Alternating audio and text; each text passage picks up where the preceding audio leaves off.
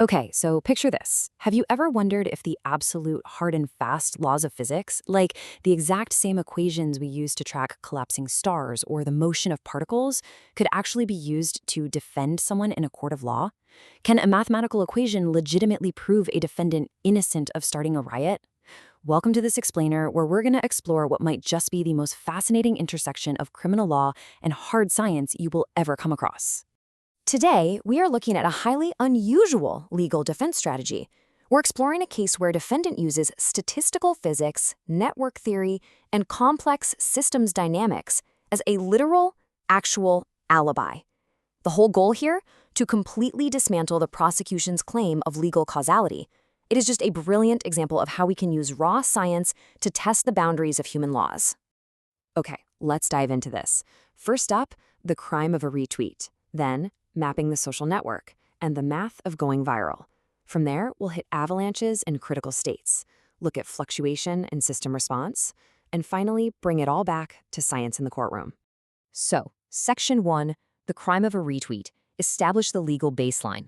Let's look at exactly what the defendant in our source material is accused of doing. A social media user with fewer than 100 followers is accused of causing a macroscopic, severe disruption of public order, using just a single isolated retweet. But, what does a severe public order disruption actually mean? Legally, it's not just some abstract vibe. It is a strict, factual judgment. It requires observable, macroscopic consequences in the real world. We're talking mass gatherings, interruptions to public services, or actual social riots. So the prosecution has a massive gap to bridge here. They literally have to prove how one tiny retweet from an account with virtually 0 followers directly triggered a physical, real-world riot. Moving right along to Section 2, mapping the social network, anatomy of a platform. To build this scientific counterargument, we really have to look at how modern platforms actually operate. See, social media platforms aren't just random webs of users. Mathematically, they operate as what physicists call scale-free networks. Think of your own social feed. On one side, you have hubs. These are the massive accounts with millions of followers. They have massive connectivity, they drive the entire network structure, and they hold all the influence.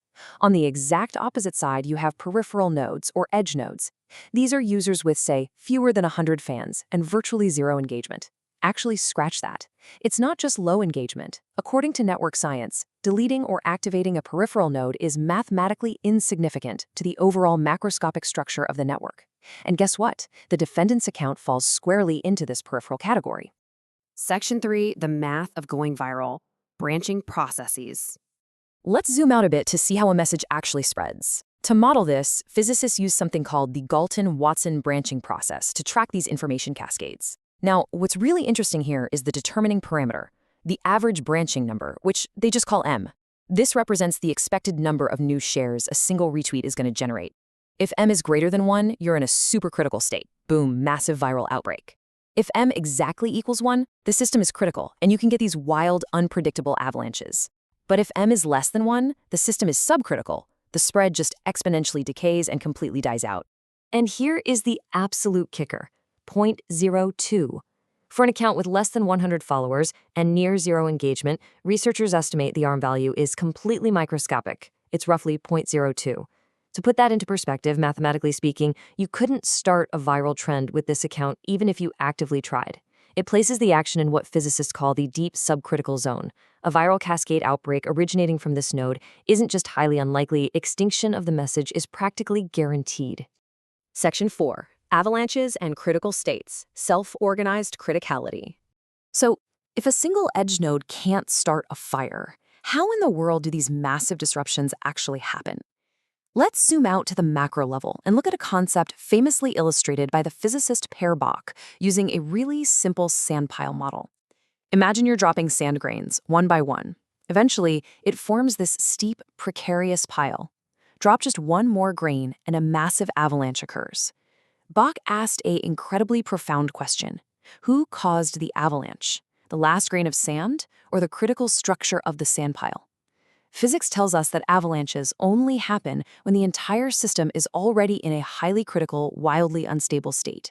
The focus shifts entirely away from the individual microscopic grain of sand and squarely onto the systemic structure itself. Section 5. Fluctuation and System Response. The Fluctuation-Dissipation Theorem. We need to look at one more concept from statistical physics to see how a system reacts to tiny perturbations.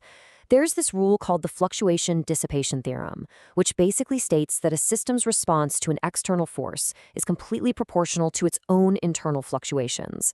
Think of a retweet from an edge node like throwing a single grain of sand into the Pacific Ocean. The grain makes a tiny splash, a microfluctuation, but it certainly doesn't cause a tsunami.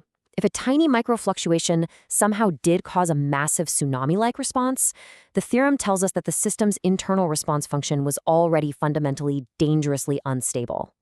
And this brilliantly illustrates the core of the defense's argument. Let's just walk through the logical chain together. First, the retweet is a very weak perturbation. Second, because it comes from an edge node, it has near zero initial impact. Third, therefore, if a massive macro response truly occurred in the real world, physics demands the system was already critical. Finally, causality belongs to the system's criticality, not the micronode. This step-by-step logic uses pure physics to completely dismantle the prosecution's assumption of direct causality. Which brings us to Section 6, Science in the Courtroom, the legal conclusion. It's time to bring these abstract physics concepts back down to earth and into the courtroom. In criminal law, there is a concept called objective imputation, meaning can you objectively attribute the blame for a macro result to a specific, isolated microaction? Looking at the legal reality, the burden of proof is strictly on the prosecution. And in this case, there was zero concrete evidence of actual scales spread or real-world rioting caused by the post.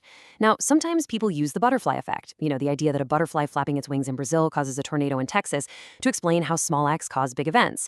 But as the defense so sharply points out, that is a scientific metaphor. It is not legal proof. Criminal law demands concrete, verifiable causal links, not assumed ripples. Ultimately, the prosecution's entire argument falls prey to what we can call the micro-macro fallacy. You simply cannot equate a local micro-fluctuation, like a subcritical retweet from a tiny account, directly with the macroscopic phase transition, like a severe disruption of public order. It straight up violates the basic laws of statistical physics, and by extension, it completely fails the test of legal causality. Which leaves us with a really profound question to walk away with. If the laws of physics dictate that massive, macroscopic chaos requires a system to already be in a critical, highly unstable state, who is truly responsible when the sandpile finally collapses? The final grain of sand, or the architects of the sandpile? It's an absolutely fascinating look at how complex systems theory challenges our very definitions of cause, effect, and blame. Thanks for hanging out with me on this explainer, and remember to keep questioning the systems around you.